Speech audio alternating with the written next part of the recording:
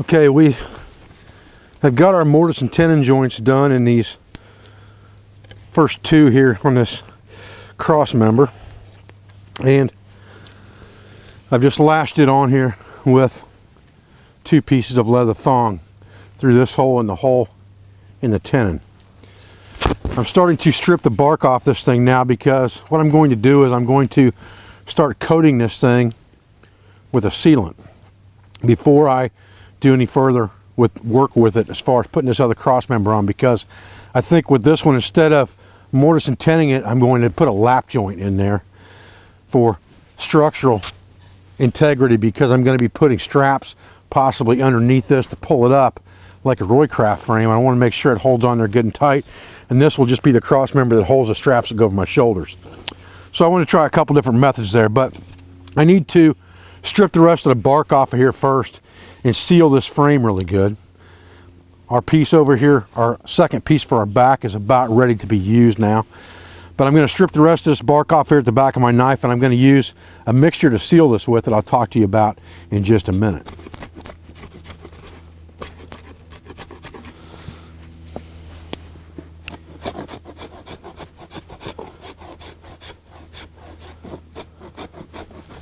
I'm planning to wrap a couple portions of this pack frame, but I've got some stuff here that's been laying beside my fire in a tin. Rufus, you're being awful needy today. And it's basically that birch oil that we rendered down mixed with fixin' wax that I'm going to use to wipe down this frame. And the stuff solidifies pretty good in the tin, so it's pretty thick. I need to melt it down just a little bit more over my coals here, so that I can dip a rag into it and use it that way. So what I'm doing now is I'm heating this mixture up in the fire to liquefy it. And it is birch oil and fixin' wax mixed together. And I use this for a sealer on wood, leather, and things like that. It works really, really good. And it'll probably stain your wood a little bit, and that's okay. That's not going to hurt anything, obviously. Rubbing it on there when it's wet like that is going to help seal that wood. It'll help it penetrate because it's warm. And it'll help keep that thing from fracturing out later down the line. It'll keep it from warping more. All sorts of things it's going to help with this frame.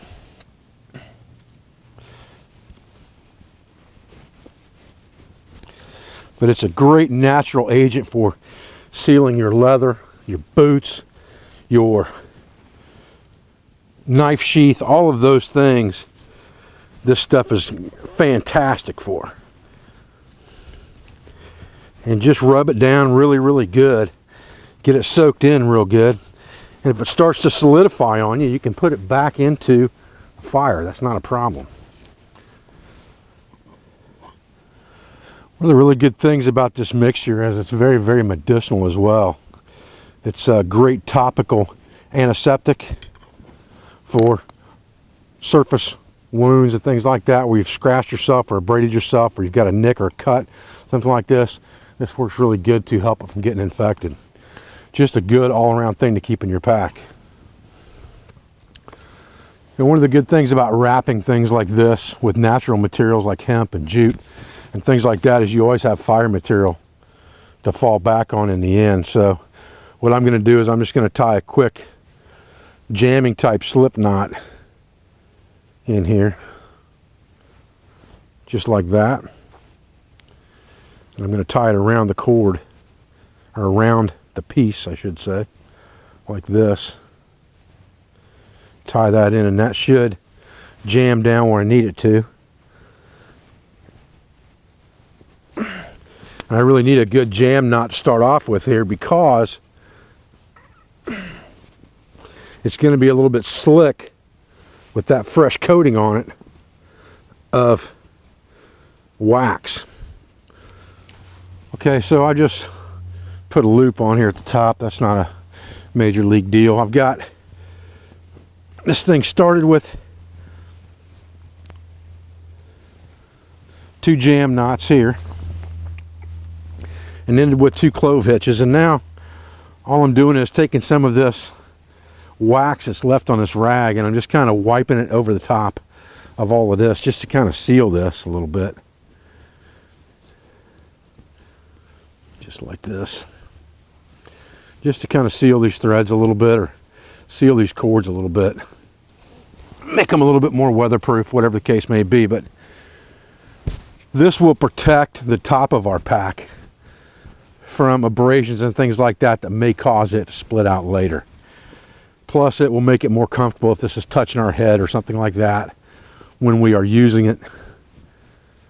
It'll make it much better for that as well. It won't be raw wood smacking us in the back of the head. So that's pretty good. I'm pretty happy with that. Now, we need to do the bottom of this, and I think what we're going to do with this, like I said, I've got it cut off to size now, and I think we're just going to make a lap joint there, where we're just going to cut kind of a notch on one side, if you will, and lap it over the top of this, and then lash it down with 2 diagonal lashes, this being the inside of our frame.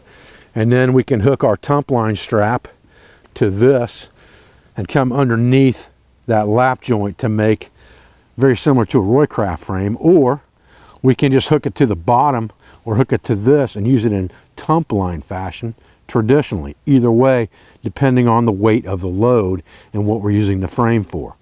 But this is very similar to the type frame that Otzi the Iceman used, and it's speculated that he may have had some type of a skin pouch attached to this thing as well, and that would be very easy to do, to just make an envelope type pouch and attach it to this pack frame, and you basically would have an external frame pack at that point.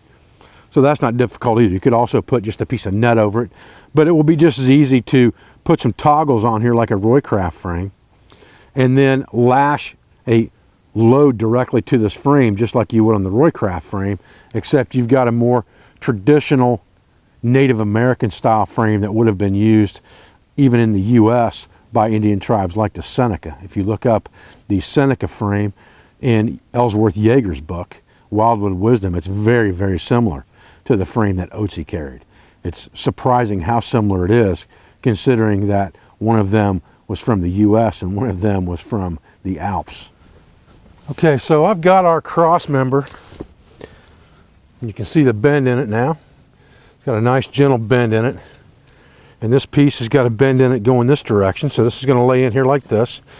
And it's going to lay just about where our string is, because we need a little bit sticking down here. We need a little bit sticking out here. And we can always trim that off later once we get it lashed on. Understanding that my string, and I've got my bark on here, so scoring that bark is very, very easy with the bark still on. Lay it sideways and get a good flat spot, and then we can take this and shear cut down in there,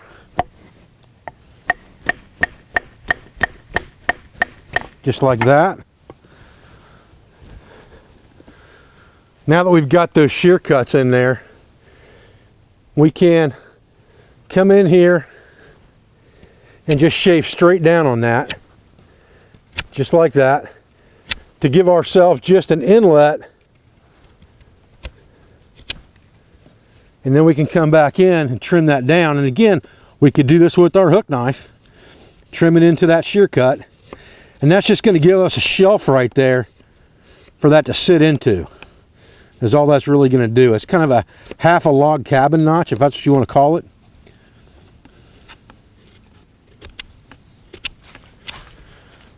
And once we have that shelf cut in, so that's going to sit right where we want it on those positive stops, we can line that thing up, and then we can do our diagonal lash. And I think we're going to stay with the natural material and use hemp cordage for that as well. And once I've got those diagonal lashes done, I'm going to come back in with the wax and wax this up really good, wax this board up, wax these lashings, and take care of all of that. Well, fellas, that pretty much finishes up the basis of our pack frame. The only thing left to do is get a tump line strap on this bad boy and get a load on there. Throw a couple toggles on here to lash onto. We'll get that finished up, and in the next video, we'll pack a load on this bad boy and see how she does. I appreciate you guys joining me today for this quick finish up. Thank you for everything you do for our school, for our family, and for our business. All of our sponsors, instructors, affiliates, and friends. I'll be back with another video as soon as I can. Thanks, guys.